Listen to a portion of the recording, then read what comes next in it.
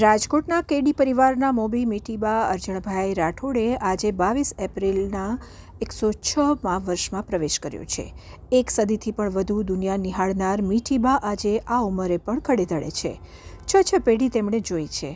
અત્યાર સુધી 128થી વધુ સભ્યોના પરિવારનો માળો તેમની મમતાના મીઠા છાંયડા હેઠળ ખીલ્યો છે।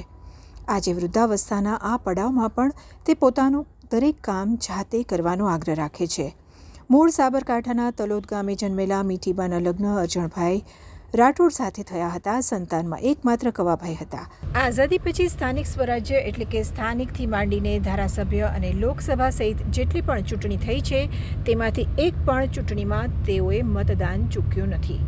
ગમે તેવી પરિસ્થિતિમાં પણ મતદાન મથક સુધી વાહનમાં તેઓ પહોંચે છે અને ત્યાંથી સાથે આવેલ પરિવારના સભ્યોના ટેકે ચાલીને જ મતપેટી સુધી પહોંચીને મત આપે છે।